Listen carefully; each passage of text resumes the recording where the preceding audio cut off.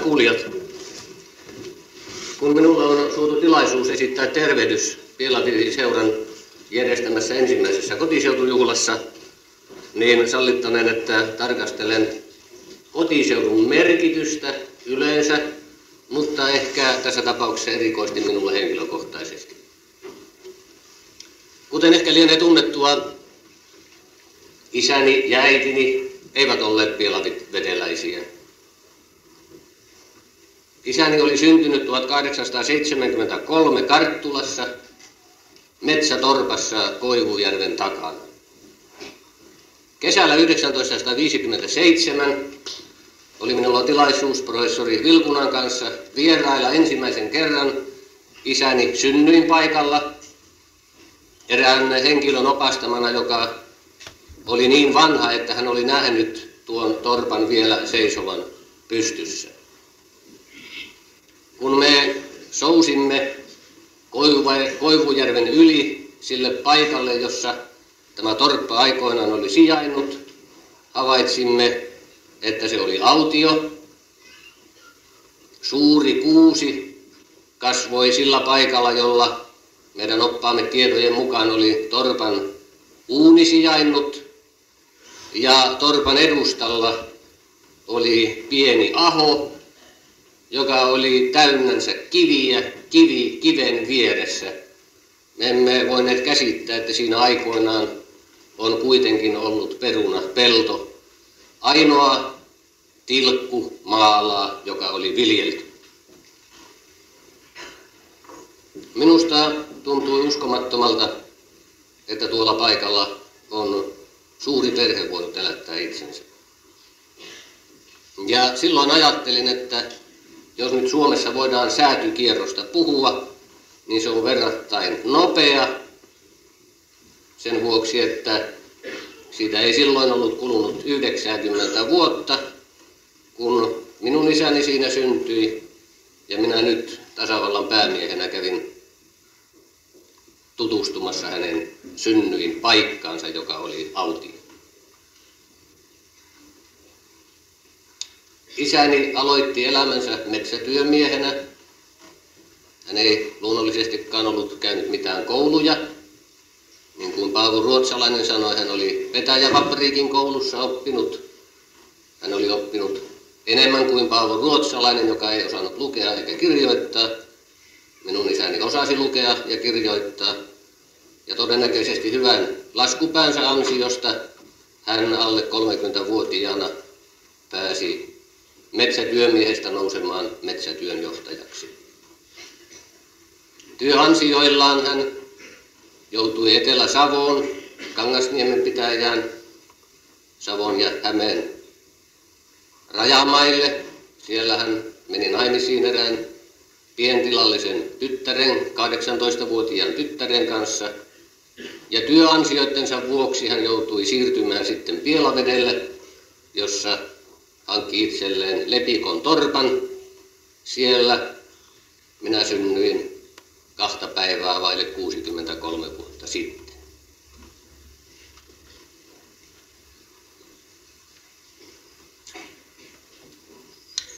Minä jouduin jo varsin nuorena muuttamaan pois Pielavedeltä ja 2-3 paikassa asuttuamme asetuimme asumaan siihen kaupunkiin, jossa kävin oppikouluni. Sillä tavalla minusta tuli kajaanilainen tai kainuulainen. Kainuulainen erityisesti sen vuoksi, että kesät 13 vuodesta ylöspäin olin eri puolilla Kainuuta tukkitöissä. Ja ainoastaan sen ansiosta, että vanhempani suurin uhrauksin käyttivät minulla oppikoulun. Minä nyt olen tässä teidän edessänne puhumassa. Jos en olisi oppikoulua käynyt, olisin varmasti jäänyt pysyväisesti Kainuuseen niihin tehtäviin, jotka minulle siellä olisivat tarjoutuneet. Ja tuskinpa Pielavesi olisi muistanut minua kutsua kotiseutujuhlaansa.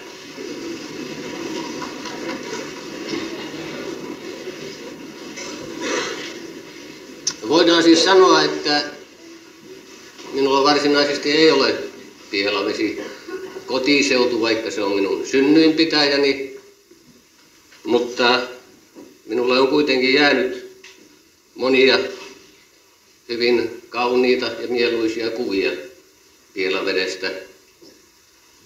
Minä muistan, että nuori 4-vuotias poika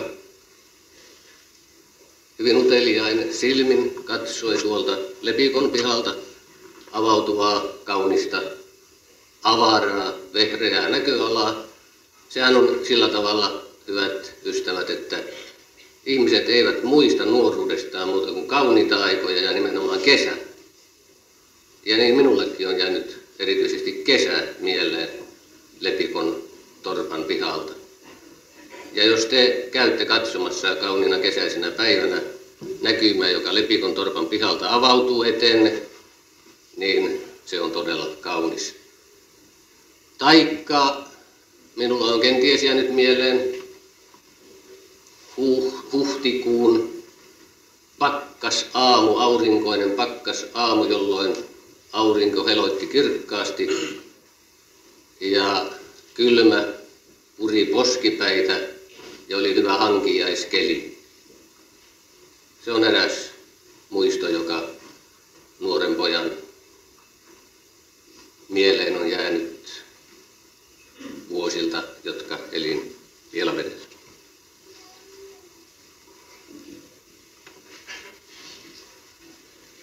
Mutta vaikka voidaan sanoa, että minä tällä tavalla olen jouduttuani kovin paljon vaihtamaan asuinpaikkaa, ikään kuin menettänyt Pielaveden kotiseutuna, niin minä olen kuitenkin voittanut itselleni kotiseudun, joka käsittää myös Pielaveden ja käsittää hieman laajemmankin alan tätä rakasta isänmaatamme. Mutta minun on täytynyt tähän kotiseututunteeseen päästäkseni tehdä pitkä kierros.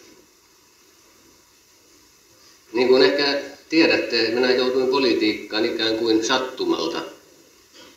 Minä olin itselleni suunnitellut aivan toisen uran ja työskennellyt sen hyväksi, mutta Viipurin läänin läntisen vaalipiirin maalaisliittolaiset eivät eräänä vuonna löytäneet itselleen tarpeeksi kansanedustajaehdokkaita ja syystä tai toisesta kääntyivät minun puoleen ja pyysivät minut ehdokkaakseen.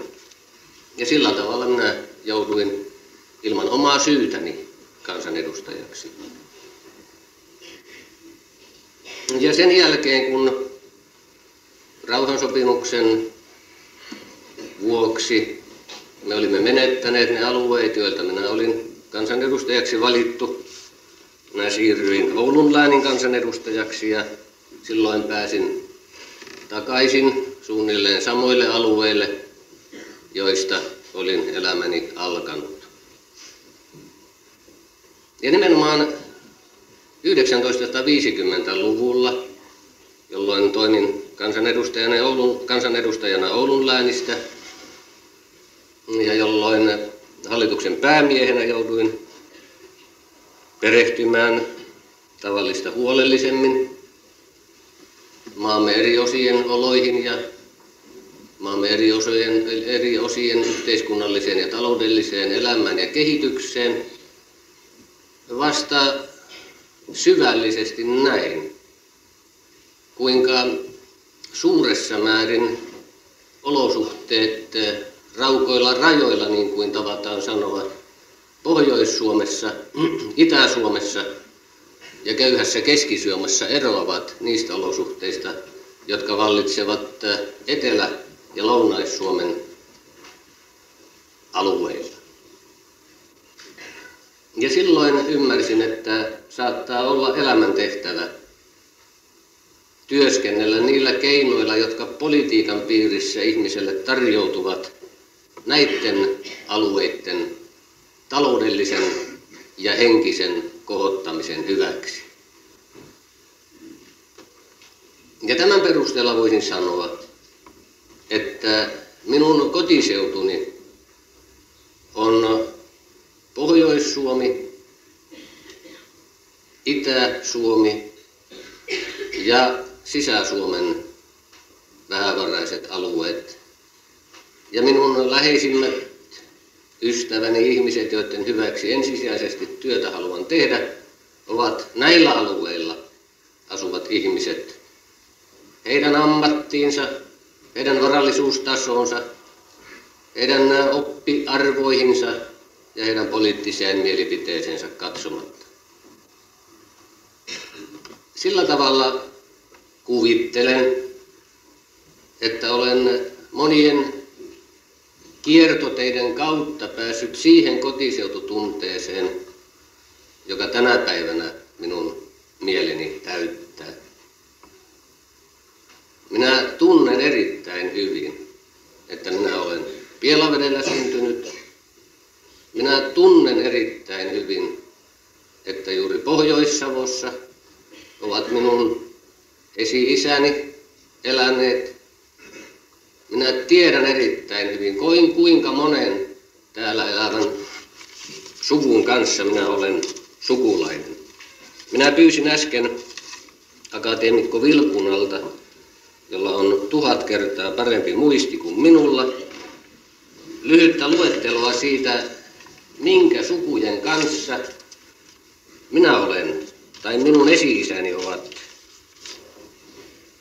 joutuneet, niin sitä on naimiskauppojen kanssa tekemisiin.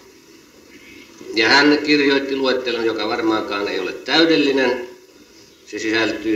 Se on otettu niistä tiedoista, joita sukutaulut tarjoavat, ja täällä ovat nimet Koskinen, Karhunen, Tolonen, Tarvainen, Niskanen, Tiitinen, Ikonen, Laukkanen, Laitinen, Nojonen, Nousiainen, Puttonen ja nämä Vainikatar, Vainikainen ja nämä kaikki isän puolelta. Ja jos sitä sukutaulukkoa tarkastelee, joka minulle on esitetty isänpuoleisesta suvustani, niin siitä havaitsee, että kaikki nämä ihmiset ovat kuuluneet yhteiskunnan kaikkein matalimpaan luokkaan. Minä olettaisin, että isän puolella on ollut hyvin vähän sellaisia henkilöitä, jotka ovat olleet maanomistajia sanan varsinaisessa merkityksessä. He ovat olleet torppareita, loisia, työmiehiä, maatiloilla ja niin edespäin. Sitten kun mennään äitini puolelle, niin siellä on sitten sitä vauraampaa maanomistajaluokkaa, esimerkiksi sellaisia, joilla on ollut peräti 7 hehtaaria viljeltyä omistuksessaan.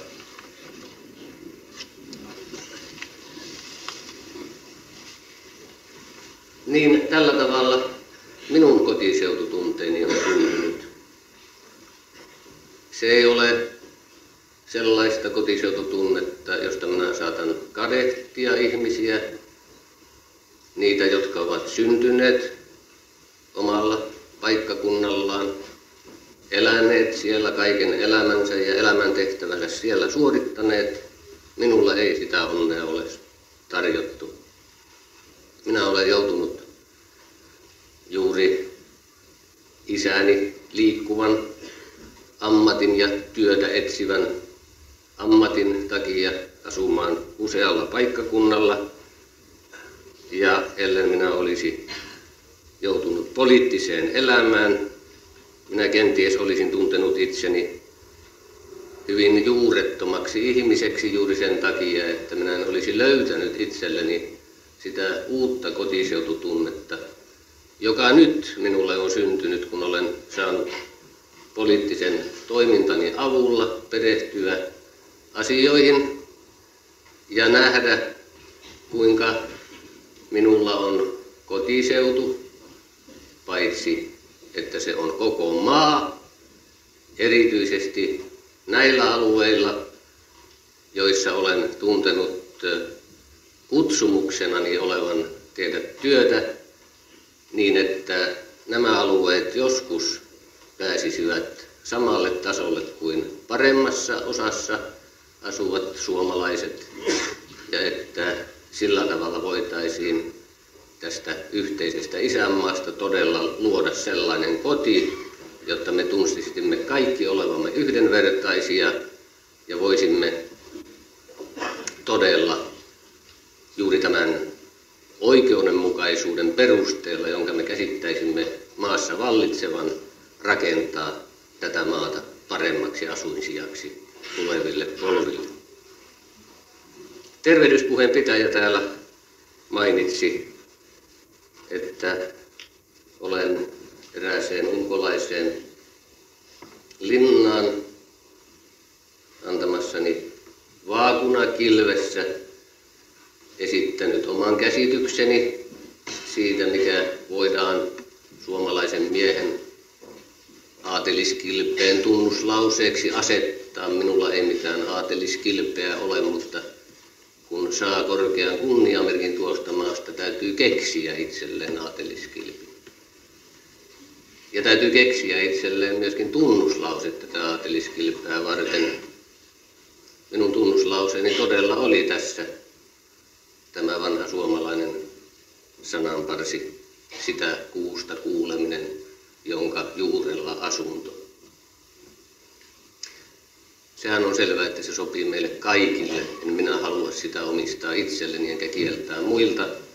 Se sopii jokaiselle suomalaiselle, sillä meidän isänmaan rakkauteemme sisältyy juuri tuo sama tunnuslause. Me kuuntelemme sitä suomalaista kuusta, jonka juurella me asumme. Mutta sen voi ottaa myöskin ahtaamasti. Sen voi käsittää yksinomaan sillä tavalla, että se tarkoittaa pielavettä niille, jotka ovat todella pielaveden syntyjä ja pielaveden asukkaita. Sen saattaa käsittää hieman laajemmasti, niin kuin minä olen tässä puheessani koettanut esittää asian käsittäväni, paitsi sitä muuta, josta olen puhunut, se käsittää, että meidän täytyy olla uskollisia sille työlle, jota me suoritamme oikeudenmukaisen Suomen luomiseksi, niin että raukoilla rajoilla tunnettaisiin elettävän samanlaisina kansalaisina kuin muualla Suomessa. Kaukana siitä, että minä haluaisin virittää mitään vastakohtaisuutta raukoilla rajoilla asuvien suomalaisten ja muiden kesken. Ei se sitä ole, mutta pelkkä toiminta sen tietoisuuden lisäämiseksi näillä alueilla, että täällä tarvitaan erikoisia toimenpiteitä, jotta voitaisiin tuntea olevamme tasavertaisia suomalaisia. Toiminta tämän hyväksi jo sellaisenaan on toimintaa yhteisen pohjamme lujittamiseksi. Minä olen erittäin iloinen, että minulle on tarjoutunut tilaisuus saapua tänne Pielaveden kotiseutujuhlaan. Erittäin iloinen siitä, että minä olen voinut esittää tervehdyksen tässä juhlassa synnyinkuntani asukkaille. Ja olen erittäin iloinen, jos olen voinut tässä puheessani hieman antaa rohkaisua niille kansalaisille, jotka kenties ajattelevat, että valtakunta ei kaikkia kohtele samalla tavalla. Kyllä se pyrkii kohtelemaan ja meidän kaikkien täytyy tehdä työtä sen hyväksi, että meille luotaisiin edellytykset tasavertaisen aseman suomiseksi kaikille meidän isänmaassamme siitä riippumatta, missä he asuvat, minkälaisissa olosuhteissa he työtänsä suorittavat, mikä heidän poliittinen kantansa on, taikka minkälaisen osan he ovat sivistyksellisesti saaneet. Minä toivotan teille, hyvät pielaveteläiset, mitä parhainta menestystä.